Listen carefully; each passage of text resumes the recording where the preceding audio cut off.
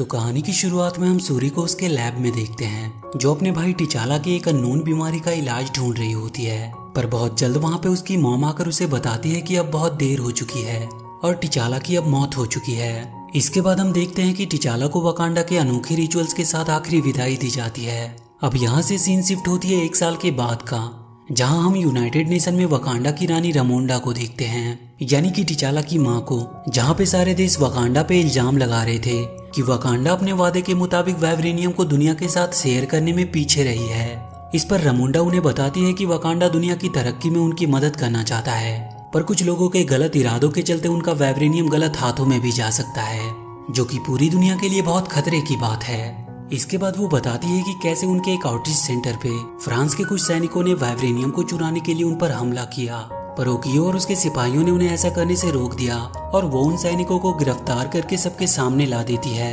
इसके साथ ही वो बाकी सभी देशों को वार्न करती है कि वकांडा ने जरूर अपना राजा खोया है, पर वो अब भी अपनी धरती और उसके रिसोर्सेज की सुरक्षा अच्छे से कर सकते हैं।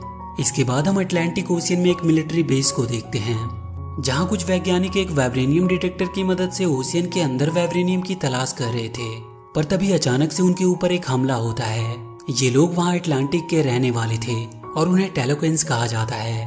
उन्हें लगता है कि वो लोग वाइब्रेनियम को ढूंढने में उनके लोगों को भी खत्म कर देंगे, इसीलिए वो लोग उन पर हमला करके उन लोगों को मार देते हैं। वहीं हम ये भी देखते हैं कि उनके ऊपर गोलियों का भी कोई असर नहीं होता और वो बहुत जल्द हील भी हो जा रहे थे।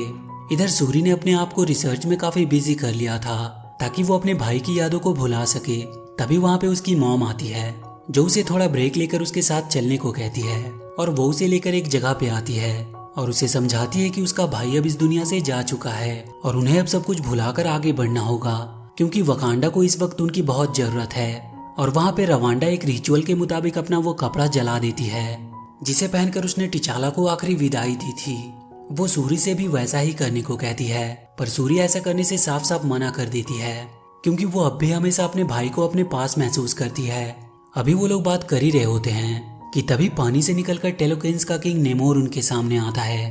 वो रमोंडा से कहता है कि उन्हीं लोगों के चलते वाइब्रेनियम दुनिया के सामने आ गया और अब उसके चलते वो लोग उनके घर अटलांटिक में भी आ चुके हैं, जिनसे उनके लोगों को बहुत मुश्किलों का सामना करना पड़ सकता है। रमोंडा उससे कहती है कि पूरी दुनिया में वाइब्रेनियम सिर्फ उनके पास है, पर सूरी देखती है कि नमोर भी पूरी तरह से वाइब्रेनियम से कवर है। तब वो उन्हें बताता है कि वाइब्रेनियम का मीटियोर सिर्फ वकांडा में ही नहीं गिरा था, वो अटलांटिक ओशियन में भी गिरा था, जो कि अभी उनका घर है। नेमोर उनसे कहता है कि वो लोग उस साइंटिस्ट को पकड़कर उनके पास ले आए, जिसने उस वाइब्रेनियम डिटेक्टर को बनाया है, ताकि वो उसे जान से मार सके। इसके बाद ओकोई रमोंडा से कहती है कि वो सूरी को लेकर उस साइंटिस्ट को ढूंढने जाएगी, पर रमोंडा उससे कहती है कि सूरी अभी बच्ची है और वो ऐसा कर नहीं पाएगी। पर ओकोई उसे भरोसा दिलाती है कि सूरी उसके साथ बिल्कुल सेफ रहेगी। और फिर ओकोई और सूरी जाकर एजेंट रॉस से मिलते हैं ताकि वो उस साइंटिस्ट का पता लगा सके, और उससे उन्हें पता चलता है कि उस वाइब्रेनियम डिटेक्टर को एक कॉलेज स्टूडेंट ने बनाया था। वो दोनों MIT कॉलेज पहुंचते हैं ताकि वो उस साइंटिस्ट को अपने साथ वकांडा ले जा सके। इसके बाद वो दोनों जाकर उस स्टूडेंट से मिलते हैं जिसका नाम रिरी विलियम था। वो उन दोनों को लेकर अपने गैराज में पहुंचती है जहाँ पे वो काम करती थी। वो उन्हें बताती है कि उसने उस मशीन को अपने कॉलेज प्रोजेक्ट के लिए बनाया था, पर उसके टीचर ने बिना उससे पूछे उसे CIA को सौंप दिया। तभी वहाँ पे FBI की टीम पहुंच जाती है और उन्हें चारों तरफ से घेर लेती है। वो तीनों अलग अलग होकर भागने लगते हैं ताकि FBI को वो चकमा दे सके। वोकाई और सूरी तो कार और बाइक से भाग रहे थे, पर रीरी अपने द्वारा बनाए गए आयरन हार्ट Mark 1 सूट से भाग रही थी। वो उन्हें चकमा देने में कामयाब रहते हैं, पर तभी अचानक से एक बार फिर से उनके ऊपर टेलोकेंस का हमला होता है, जिसमें रीरी और सूरी बेहोश हो जाते हैं और वहाँ पे सिर्फ वोकाई ही बचती है, पर उसे भी वो लोग घेर लेते हैं। वो उनसे लड़कर सूरी को बचाने की कोशिश करती है, पर इसका भी कोई फायदा नहीं होता, क्योंकि वो लोग घायल होने के बाद भी वापस से ठीक हो जा रहे थे। वो लोग वोकाई को मारकर नीचे पानी में फेंक देते हैं और वो सूरी और रीरी को अपने साथ ले जाते हैं। अगले दिन एजेंट रॉस अपने बॉस के साथ उस जगह पे पहुंचता है जहाँ पे वो हमला हुआ था, और वहीं पे उसे सूरी का वो ब्रेसलेट मिलता है, जिसे वो सबसे छुपाकर अपने पास रख लेता है। इधर वोकाई वापस वकांडा जाकर उन्हें सब कुछ बताती है कि वो टेलोकेंस कितने ताकतवर हैं, पर रानी रमोंडा उसे उसके जनरल पोस्ट से हटा देती है, क्योंकि वो सूरी को बचाने में असफल रही थी। इसके बाद रमोंडा सूरी के लैब में पहुंचकर उसके AI के थ्रू उसके ब्रेसलेट को ट्रैक करती है, जो कि एजेंट रॉस के पास थी। वो उससे बात करके सब कुछ उसे बताती है और वहीं सूरी के ईयररिंग को ट्रैक करके उन्हें पता चलता है कि सूरी अटलांटिक में ही है। रामुंडा अब जाकर नाकिया से मिलती है, जो कई सालों से सबसे छुप कर रह रही होती है। वो उसे बताती है कि सूरी को किडनैप कर लिया गया है और उसे छुड़ाने में उन्हें उसकी मदद चाहिए।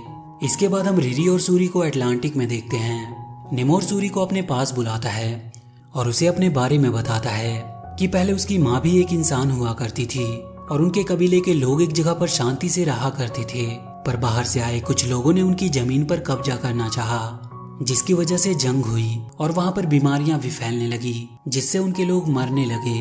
पर उन्होंने अपने मानने वाले देवताओं से मदद मांगी और फिर उन्होंने उन्हें रास्ता दिखाया।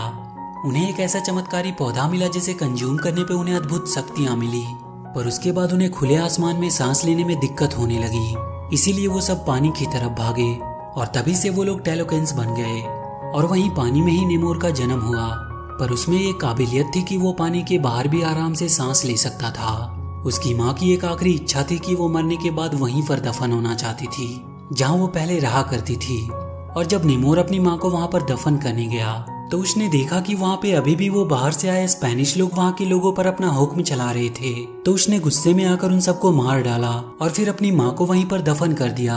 वो सूरी को पानी के अंदर ले जाकर अपने लोगों को दिखाता है। वहाँ नीचे का नजारा बहुत ही सुंदर था, जो सूरी को काफी अच्छा लगता है। नेमोर सूरी से कहता है कि उसे अपने लोगों की हिफाजत करने के लिए उस साइंटिस्ट को मारना ही होगा, नहीं तो बाहर के लोग सब कुछ तबाह कर देंगे। इधर नाकिया भी सूरी को तलाश करते हुए उनके बहुत करीब पहुंच चुकी थी और वो सूरी के ईयररिंग्स को ट्रैक करते हुए उसके पास पहुंच जाती है और उन दोनों को वहां से वो छुड़ाकर भाग जाती है। बाहर वकांडा का शिप उनका इंतजार कर रहा था, जो उन्हें लेकर वकांडा पहुंच जाता है।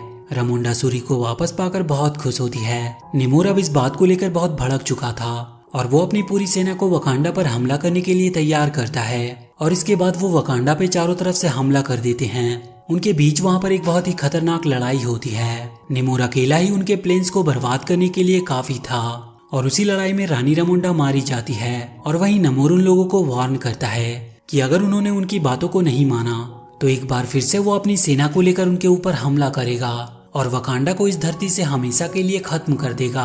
अब सूरी वकांडा को बचाने की खातिर अपने अंदर ब्लैक पैंथर के पावर को ले लेती है और अब वो वकांडा की नई ब्लैक पैंथर बन चुकी थी। इसके बाद वो अपनी सेना को तैयार करती है और अपनी रानी का बदला लेने के लिए वो अटलांटिक के बीच में टेलोकेन से लड़ने के लिए पहुंचती है और वहां वो उन पर हमला कर देते हैं। उनके बीच लड़ाई शुरू हो जाती है और एक बहुत लंबी फाइट चलती है। लड़ाई करते हुए सूरी को नेमोर की कमजोरी का पता चलता है। वो देखती है कि नेमोर को उसकी पावर्स पानी से मिलती है और पानी के बाहर होके भी उसके अंदर कुछ मात्रा में पानी रहती ही है। इसी कमजोरी का फायदा उठाते हुए सूरी उस पर अपने द्वारा बनाए गए ड्रायर का यूज करती है और वो किसी तरह उसे हरा देती है। वो उसे जान से मार देना चाहती थी, पर तभी उसे उसकी मॉम की बात याद आती है और वो नेमोर को माफ करके जिंदा छोड़ देती है। नेमोर और उसकी सेना हार मानकर सरेंडर कर चुके थे। इसके बाद वो सब वकांडा वापस आ जाते हैं और अब वकांडा का नया राजा अम्बाकू को बना दिया जाता है, क्योंकि सूर्य भी इन सब चीजों के लिए अच्छे तरह से तैयार नहीं थी। और वहीं हम नेमोर को अपने लोगों से बात करते हुए सुनते हैं। वो कह रहा होता है कि अब वकांडा के ऊपर बहुत सारा खतरा आने वाला है और तब उन्हें हमारी बहुत जरूरत पड़ने वाली है और हम उसी मौके का फायदा उठाकर उन्हें हराएंगे। इसके बाद हम सूरी को देखते हैं जो नाकिया से मिलने जाती है और वहीं वो भी अपने उस कपड़े को जला देती है जिसे पहनकर उसने अपने भाई टिचाला को आखिरी विदाई दी थी, क्योंकि अब वो जान चुकी थी कि उसे सब कुछ भुलाकर वकांडा की देखभाल करनी होगी। और इसी के साथ ये मूवी यहीं पर खत्म हो जाती है। तो वीडियो अगर अच्छी लगी हो तो please do like and share the video and please subscribe to my channel.